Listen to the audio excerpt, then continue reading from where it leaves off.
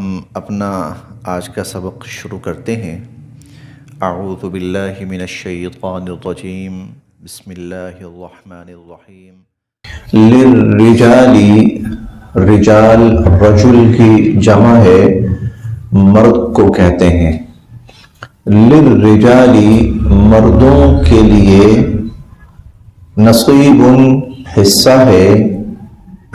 للرجال نصیب، مردوں کا حصہ ہے، مما، اس میں سے جو، ترکا، چھوڑ جائیں، الوالدان، والدین، مما ترک الوالدان، جو والدین بطور ترکہ چھوڑ جائیں، والاقربون، اور قریبی رشتہ دار وہ چھوڑ جائیں، تب بطور ترکہ، اور قریبی رشتہ دار بطور ترکہ چھوڑ جائیں تو اس میں مردوں کا بھی حصہ ہے۔ وللنساء، اور عورتوں کا بھی حصہ ہے، نصیب، حصہ ہے، مما، اس میں جو، ترکا، چھوڑ جائیں، الوالدان، والدین، والاقربون، اور قریبی رشتہ دار۔ للرجال نصیب مما ترک الوالدان والاقربون، قریبی رشتہ دار اور والدین ترکہ میں جو چھوڑ جائیں تو مرد کا بھی حصہ ہے اس میں۔ اور وللنساء نصیب مما ترک الوالدان والاقربون، اور قریبی رشتہ دار اور والدین جو چھوڑ جائیں، عورت کا بھی اس میں حصہ ہے۔ مما، اس میں سے، قلّا، کہ کم ہو، منہ، اس میں سے، او کثر، یا زیادہ، مما قل منہ او کثر، چاہے وہ تھوڑا ہو چاہے وہ زیادہ ہو۔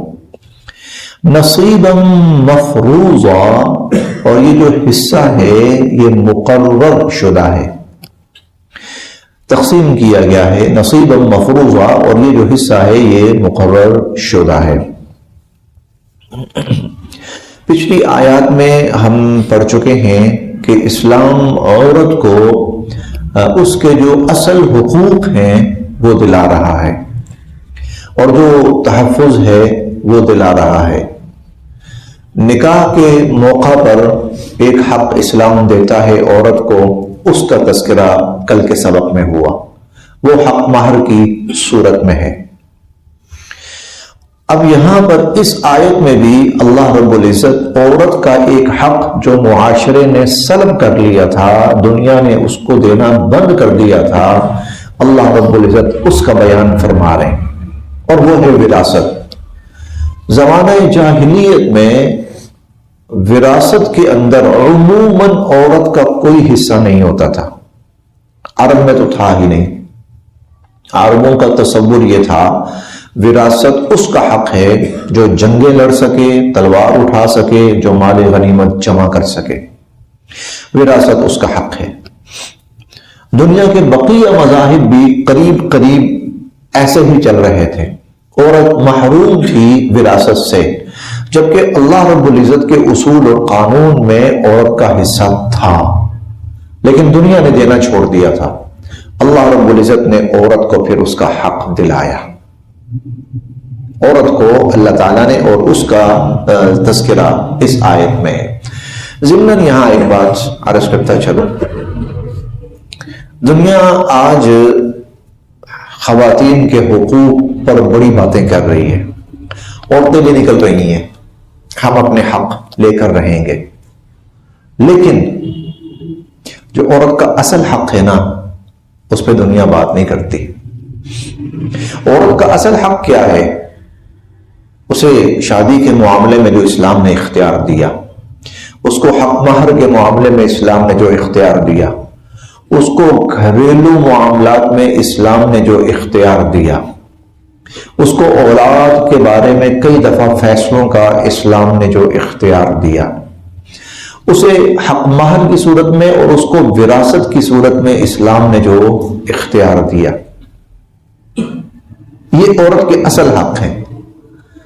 لیکن اب عورت جن حقوق کی بات کر رہی ہے نا، وہ حقوق وہ ہیں جو اسلام نے اس کو نہیں دیے، اور نہ ہی اس کے لیے مناسب و شایان شان ہے. مثلا عورت کہتی ہے کہ میں مردوں کے مساوی ہونا چاہتی ہوں، میں مردوں کے مساوی ہونا چاہتی ہوں. یہ شیطان نے اس کو پٹی پڑھائی، اور یہ شیطان تھے انسانی شکل میں. انہوں نے عورت کو یہ پٹی پڑھائی کہ بھئی جب انسان ہونے میں دونوں برابر ہیں تو پھر مساوات ہونی چاہیے. جو حق مردوں کو حاصل ہیں وہ حق عورت کو بھی ملنے چاہیے. چنانچہ عورت کہتی ہے سیاست میرا حق ہے، سیاست میرا حق ہے. عورت کہتی ہے کہ ہر جگہ ملازمت میرا حق ہے. اچھا، جب وہ یہ حق لینے کی کوشش کرتی ہے نا، چلو شیطان نے اس کا ساتھ دیا، کچھ آوارہ لوگ وہ بھی شامل ہو گئے، جی عورت باہر نکلے، ہمارا ہی فائدہ ہے اس کے اندر. لیکن جو عورت کی اصل ذمہ داریاں تھیں نا، وہ تو جوں کی تم اس کے ساتھ ہے. اب عورت پریشان کہ اضافی بوجھ تو میں نے لے لیا، اور جو اصل میرے کام ہیں وہ پھر مجھے ہی کرنے. اب عورت پریشان. کیوں پریشان؟ کہ اللہ کے احکامات سے اس نے روگردانی کی. اللہ کے احکامات سے اس نے روگردانی کی. عورت کو ضرورت نہیں تھی کہ وہ سیاسی معاملات میں ملوث ہو. عورت کو ضرورت نہیں تھی کہ وہ معاشی بوجھ اپنے ذمہ لے. اسلام نے نہیں ڈالا تھا نا، اللہ تعالیٰ نے نہیں ڈالا اس پر. وہ کہتی نہیں، میں نے یہ بوجھ لینا ہے. اس نے یہ بوجھ اٹھانے کی کوشش کی، اور اب یہ بوجھ اس سے نہیں اٹھایا جا رہا. یہ بوجھ اس سے ناقابل تلافی نقصان ہوا. گورباچوف رشین صدر، اس نے کہا تھا کہ ہم نے عورت کو باہر نکالا تھا، اور یہ سوچ کر نکالا تھا کہ اس سے ہماری معاشی حالت بڑی بہتر ہو جائے گی، ہم سٹرونگ ہو جائیں گے، اکنامکلی ہم بڑے سٹرونگ ہو جائیں گے. کہتا ٹھیک ہے، ہمیں کچھ نہ کچھ معاشی فائدہ تو حاصل ہوا، لیکن اس کے بڑے بھیانک نقصانات سامنے آئے. کہتے ہیں اب ہم عورت سے کہتے ہیں کہ تو واپس گھر جا، تو اب عورت واپس گھر جانے کو تیار نہیں ہے، اور جو نقصانات ہیں وہ کئی گنا بڑھ چکے.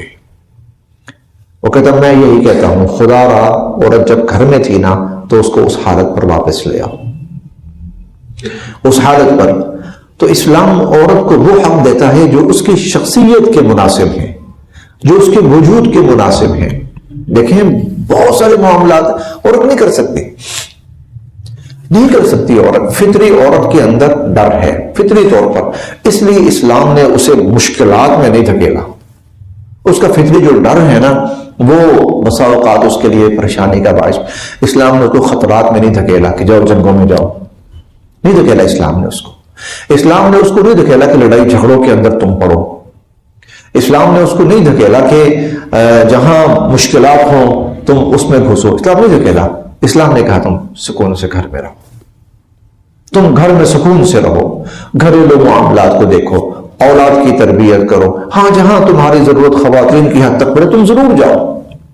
اسلام نے عورت کو بالکل پابند نہیں کیا کہ گھر سے تیرا پیر باہر نہیں نکلنا چاہیے. نہیں نہیں، جہاں ضرورت ہے عورت جائے، لیکن جہاں ضرورت ہے. جہاں ضرورت نہیں ہے اسلام کہتا ہے تم نے کیا کرنا ہے، جا کر وہاں عورت میں نے جانا ہے. اب اس کے نتائج دنیا بھگت رہی. امریکہ کی صدر کی بیوی اور صدارتی امیدوار ہیلری کلنٹن تھا نا، اس کی بیوی، کلنٹن تھا اس کی بیوی، آئی یہاں پر پاکستان میں. تو یہ 6-7-8 سال پرانی بات ہے. اس نے یہ خواتین کا کوئی کالج تھا، تو وہاں اس کا کوئی پروگرام تھا. اس نے بچیاں تھی سامنے. اس نے پوچھا بچیوں سے، بیٹا آپ کے مسائل کیا ہیں، آپ کی پرابلمز کیا ہیں؟ تو بچی سے کہنے لگی جی ہمیں یہاں تعلیم کے لیے مناسب سہولیات میسر نہیں ہیں، مناسب سہولیات ہمیں میسر نہیں ہیں. کیسے؟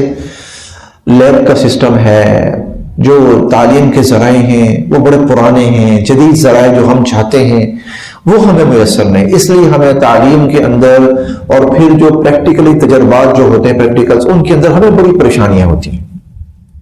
اچھا تعلیمی سسٹم میسر نہیں ہے ہمیں۔ اس نے کہا ٹھیک ہے، میں نے کہا میں تمہیں بتاؤں، میں جس معاشرے سے نہیں ہوں وہاں کی بچی کا مسئلہ پتا کیا ہے سب سے بڑا؟ سننے والی بات ہے، یہ کوئی مولوی صاحب مسجد کے ممبر پر بیٹھ کے بات نہیں کر رہے ہیں، یہ صدر کی بیوی اور صدارتی امیدوار وہ کہہ رہی ہے، کہ میں آپ کو بتاؤں وہاں کی بچی کا، نوجوان لڑکی کا مسئلہ کیا ہے، وہ انسیکیور ہو چکی ہے، وہ غیر محفوظ ہو چکی ہے، کوئی اس کی حفاظت کی ذمہ داری لینے کو تیار نہیں ہے۔ تم تو خوش قسمت ہو۔ باپ کہتا ہے میرے ہوتے ہوئے مجال ہے میری بیٹی کی طرف کوئی آنکھ تو اٹھا کے دیکھے، بھائی کہتا ہے مر جاؤں گا میں، آنکھیں نکال دوں گا جس نے دیکھا۔ خاوند لڑ پڑتا ہے، بیٹے لڑ پڑتے ہیں، ماں ہے ہماری، خبردار نگاہیں پرے کرو، یہ کرو وہ کرو۔ تم تو بڑے خوش نصیب ہو۔ ہمارے معاشرے کی بچی جب باہر نکلتی ہے، نہ اس کی تحفظ کے لیے باپ کھڑا ہے، نہ بھائی کھڑا ہے، نہ خاوند ہے، نہ بیٹا ہے۔ اب یہ کیا ہے؟ فطرت سے بغاوت، اللہ سے بغاوت۔ چنانچہ اسلام چاہتا ہے عورت محفوظ ہو، سیکیور ہو اور اس کے جو بنیادی ضروریات ہیں وہ اس کو میسر ہوں۔ خاوند کو پابند کیا، خرچہ اٹھا اس کا، خاوند کو پابند کیا، اس کا خرچہ اٹھا، نخرے بھی اٹھا۔ ہاں جی، یہ میں اصولی بات کر رہا ہوں۔ خاوند کو پابند کیا، اس کا خرچہ اٹھا، آسائشات، میں آسائشات کی بات کر رہا ہوں۔ عورت نا، فطرت ہے عورت کی، وہ زیب و زینت چاہتی ہے، وہ خوبصورتی چاہتی ہے، فطرت ہے عورت کی۔ خاوند کو پابند کیا گیا کہ وہ اس کی اس فطری ضرورت کو پورا کرے۔ عورت چاہتی ہے کہ میں اچھا لباس، میک اپ، یہ چیزیں کروں جائز حدود کے اندر، جائز حدود۔ اس لیے ہم سورہ النور میں پڑھیں گے، سورہ النور میں ہم وہاں پڑھیں گے، عورتوں کی جتنی زیب و زینت ہوتی ہے نا، وہ یہ کوشش کریں کہ غلط جگہ پر اس کا اظہار نہ ہو۔ غلط جگہ پہ اظہار نہ ہونے کا مطلب کیا ہے؟ ہونی چاہیے۔ اللہ نے حلال کیا عورت کے لیے سونا، مرد کے لیے حلال نہیں کیا عورت سونا، اللہ تعالیٰ نے عورت کے لیے حلال کیا ہے، زیب و زینت ہے۔ عورت کا لباس دیکھیں، زیب و زینت ہے۔ تو اسلام نے عورت کو نا جو اس کی فطری ضروریات ہیں وہ مہیا کی، اور جو فطری حصار اس کو چاہیے اسلام نے وہ مہیا کیا۔ گھر میں بیٹھ، خاوند کام نہیں کرتا، جا کے کورٹ میں جا، جج سے کہو کام پکڑے، اس کام سے پکڑے، اس کو کام پہ لگائے۔ یہ کیوں کام نہیں کرتا جی؟ اور مرتے دم تک عورت کو کوئی خرچہ نہیں، اسلام نے کوئی خرچہ نہیں رکھا عورت کے اوپر۔ بلکہ ایک موقع پر، میں نام نہیں لیتا، وہ صحابیہ کا، فتح مکہ کے بعد انہوں نے حضور علیہ الصلوۃ والسلام سے یا فتح مکہ کے دن پوچھا، اللہ کے نبی میرا خاوند جو ہے وہ خرچہ نہیں دیتا، مجھے کنجوسی کرتا ہے، میں بڑی پریشانی میں مبتلا ہو جاتی ہوں، کیا میں اپنے خاوند کے جیب سے اس کو بتائے بغیر پیسہ نکال سکتی ہوں، اس کو پتہ نہ چلے؟ دیتا نہیں ہے وہ۔ آپ نے فرمایا جتنی تیری ضرورت ہے نا، اگر وہ نہیں پوری کرتا مالی ضرورت، تو ایک قسم کا، یہ لفظ میں کہہ رہا ہوں، ایک قسم کا تو چوری بھی کر سکتی ہے اپنے خاوند سے مال۔ کیوں نہیں دیتا وہ؟ اس کا فرض ہے، اس کی ذمہ داری ہے کہ وہ تجھے دے۔ وہ نہیں دے رہا تو اس کے مال میں سے بغیر اس کے پوچھ، اگر واقعتاً وہ نہیں دے رہا اور تیری ضرورت پوری نہیں کر رہا، جو ضرورت ہے، تو یہاں تک ذمہ داری ہے بھائی تمہاری، پورا کرو۔ مرد کو ذمہ دار بنایا ہے عورت کے اوپر، عورت کو دلایا ہر جگہ ہے، عورت سے لیا کسی جگہ بھی نہیں۔ ہاں دلایا ہر جگہ ہے، نکاح کے موقع پر دلایا، خاوند اکاؤنٹ کھلوا بھائی، اچھی خاصی اماؤنٹ دے۔ اور عمر رضی اللہ عنہ کے زمانے میں نا آپ دیکھ رہے تھے کہ لوگ بڑے لمبے چوڑے حق مہار باندھنے شروع ہو گئے۔ اب اس بات کو سمجھیے گا، حضرت عمر کے زمانے میں لمبے چوڑے حق مہار باندھنے شروع ہو گئے، حالانکہ جو پہلے تھا وہی اتنا زیادہ تھا کہ ہم تو آج اس پر بھی نہیں آ رہے۔ 500 درہم، 600 درہم، 1000 درہم، یہ 7-8 لاکھ 9 لاکھ پاکستانی بنتا ہے، یہ معمول تھا، ہم تو اس پر بھی نہیں ہے۔ لوگوں نے وہ زیادہ بڑھا چڑھا کر دینے شروع کر دیے۔ کیونکہ اسلام پھیلا اور مختلف اقوام اندر آئیں اسلام میں، ان کے اندر ذرا زیادہ تصور تھا تو انہوں نے زیادہ دینا، مسلمانوں نے زیادہ دینا شروع کر دیا۔ حضرت عمر رضی اللہ عنہ ایک دن کھڑے ہوئے، کہنے لگے کہ یہ ٹھیک نہیں ہو رہا، یہ غلط ہو رہا ہے، ہمیں اس کے اوپر تھوڑا سا کنٹرول کرنا چاہیے، یہ جو زیادتی ہے نا اس کو کم کرنا چاہیے۔ ایک عورت کھڑی ہو گئی، اللہ جب دے رہا ہے، عمر کون ہوتا ہے روکنے والا؟ ایوتین اللہ وینہنا عمر، اللہ ہمیں دیتا ہے، عمر روکتا ہے۔ حضرت عمر نے فرمایا کیا مطلب؟ اللہ دیتا ہے، عمر روکتا ہے۔ کہا اللہ فرماتے ہیں اگر تم نے اپنی بیویوں میں سے کسی کو قنطار دیا ہو، سونے چاندی کا ڈھیر دیا ہو، تو اللہ تو کہہ رہا ہے دیا ہے تو ٹھیک ہے، دیا ہے، واپس نہیں لے سکتے، تو اللہ تو دینے کی بات کر رہا ہے، اور عمر کہہ رہا ہے کہ نہ دو۔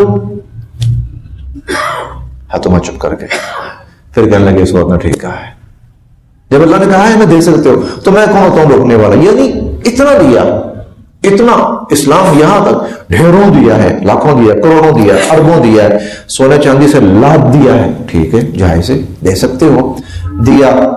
جواب میں کچھ لیا؟ نہیں لیا، کچھ بھی نہیں لیا۔ عورت کو یہ نہیں کہا کہ ٹھیک ہے تو نے فلاں موقع پہ لیا تھا اب یہاں دے۔ وراثت ہوئی، خاوند فوت ہوا، خاوند فوت ہوا، عورت کا حصہ، باپ فوت ہوا، عورت کا حصہ، بھائی فوت ہوا، عورت کا حصہ۔ وہ بھائی کی صورت میں وہ کچھ احکامات مزید ہیں۔ بیٹا فوت ہوا، عورت کا حصہ، ہر موقع پہ دیا۔ پھر خاوند اب بھائی اس کا خرچہ دے، فلاں موقع پہ دے، فلاں موقع پہ دے، فلاں موقع پہ دے، فلاں موقع پر دے، دے، بیمار ہے دے، اس نے ماں باپ کے گھر جانا ہے دے، اس نے کسی بہن کے گھر جانا ہے دے، ہر موقع پر دے۔ کمال ہے بھائی، بیٹھے بیٹھے عورت پیسہ آ ہی جا رہا ہے، لے نہیں رہا اسلام، کسی موقع پر بھی لے نہیں رہا اسلام، عورت کو صرف دے رہا ہے۔ اسلام اسے کہتے ہیں، اسلام اسے کہتے ہیں۔ موجودہ معاشرہ کیا کہتا ہے یا دنیا کفر کیا کہتی ہے؟ نہیں، عورت سے لے، عورت ہمیں کما کے دے۔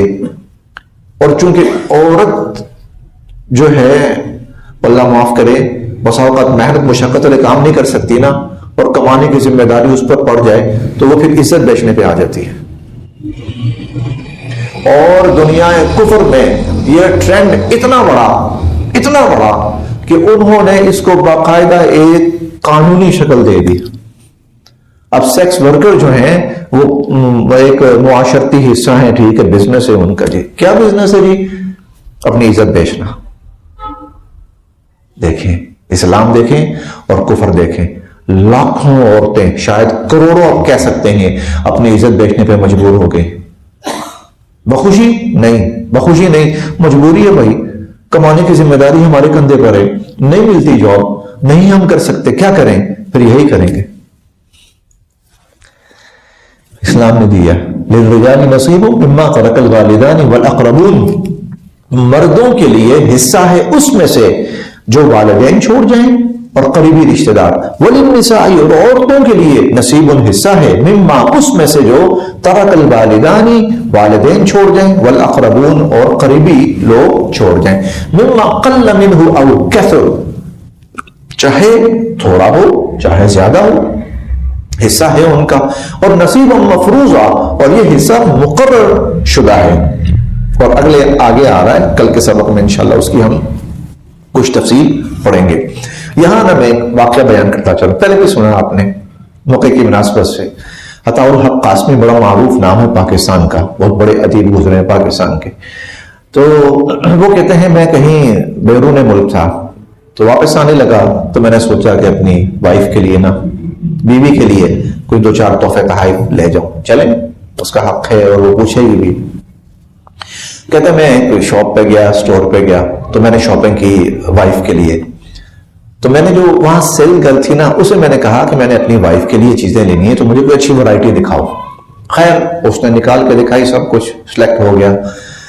کہتا جب میں نے پیکنگ وغیرہ کروا لی ساری اور پیمنٹ ہونے لگی تو وہ مجھے کہنے لگی کہ اپنی وائف سے اس کے کتنے پیسے لوگے تم؟ وہ تمہیں پے کرے گی نا اس کا، کیونکہ وہاں یہ ہے اپنا اپنا پے کرو، خاوند اپنا پے کرے، وائف اپنا پے کرے۔ تو میں نے کہا کہ نہیں میں اس سے کیوں پیسے لوں گا اور وہ کیوں پے کرے گی؟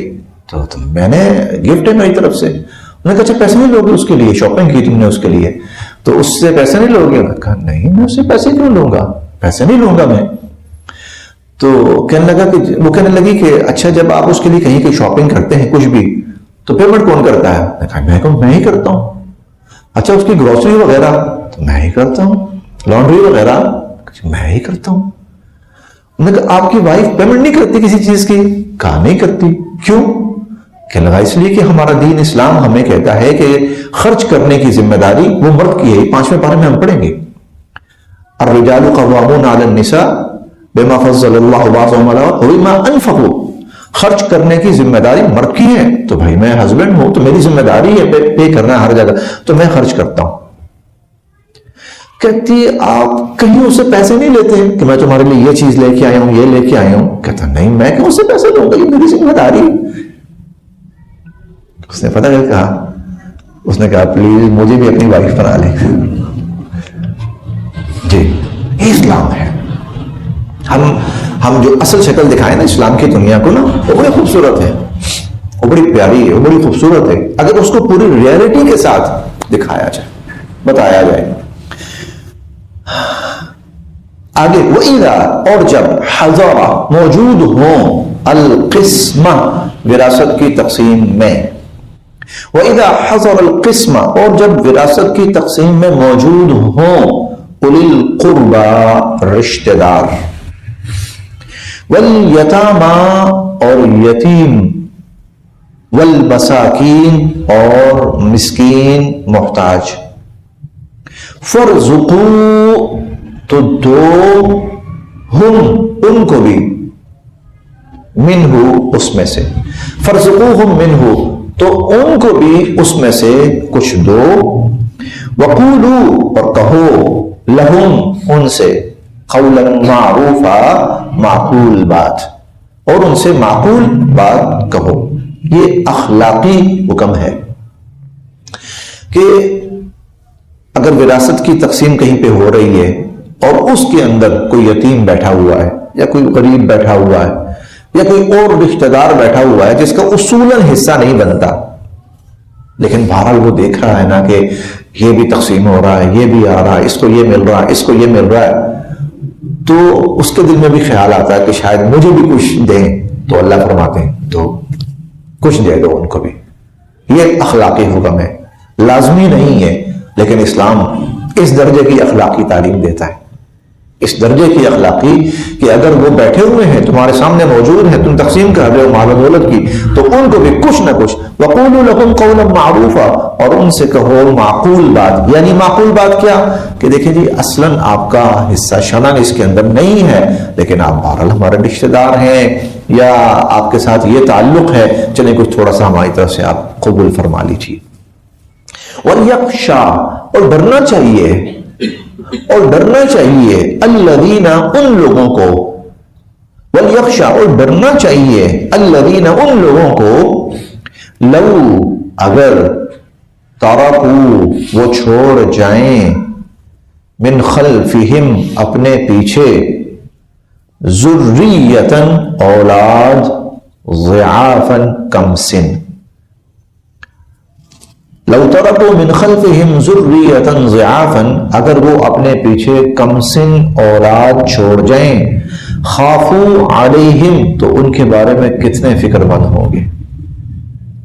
یہ یتیموں کے حوالے سے خاص طور پر کہ بھائی اگر کوئی یتیم کا ذمہ دار بن گیا ہے نا، سرپرست بن گیا ہے، اسے چاہیے شفقت کرے، اسے چاہیے لحاظ کرے، خیال کرے، احساس، اور یہ سوچ کر احساس کرے کہ اگر میں مر جاتا اور میری اولاد پیچھے اس حالت میں ہوتی تو میں کیا سوچتا اس کے لیے اور میں کیا چاہتا اس کے لیے، میں کتنا فکر مند ہوتا. تو مجھے جتنا فکر مند اپنی اولاد کے لیے ہونا چاہیے تھا میں اتنا ہی ان کے لیے ہوں. وَلْيَخْشَىٰ ڈرنا چاہیے الذین ان لوگوں کو، لو ترکوا من خلفہم کہ اگر وہ چھوڑ جاتے اپنے پیچھے، ذریۃً ضعافاً کم سن اولاد، خافوا علیہم تو کتنا فکر مند ہوتے ان پر، کتنے پریشان ہوتے ان پر. فَلْيَتَّقُوا اللَّهَ بس ان کو چاہیے کہ وہ اللہ سے ڈرے، انہیں چاہیے کہ وہ اللہ سے ڈریں. وَلْيَقُولُوا اور کہیں قولاً سدیدا بالکل صحیح اور درست بات. بسا اوقات اور نہیں تو زبانی کلامی یتیموں کو تانے دیے جاتے، کیا چھوڑ کے گیا تمہارا باپ، ہم احسان کر رہے ہیں، ہم یہ کر رہے ہیں۔ وَلْيَقُولُوا قَوْلًا سَدِيدًا، ان سے اچھی بات کرو، بھلی بات کرو، نیکی کی بات کرو، خیر کی بات کرو، بھلائی کی بات کرو۔ اِنَّا، بے شک، الَّذِينَ، جو لوگ، يَأْكُلُونَ، کھاتے ہیں، اموال الیتامى، یتیموں کے مال، ظلماً، ناحق، جو لوگ ناحق یتیموں کا مال کھاتے ہیں، انما، تو بے شک، یأکلون، وہ بھر رہے ہیں، فی بطونہم، اپنے پیٹوں میں، نارا، جہنم کی آگ، وہ اپنے پیٹوں میں جہنم کی آگ بھر رہے ہیں۔ وَسَيَصْلَوْنَ، اور عن قریب وہ داخل ہوں گے، سعیرا، جہنم کی بھڑکتی ہوئی آگ میں، عن قریب وہ جہنم کی بھڑکتی ہوئی آگ میں داخل ہوں گے۔ بس یہاں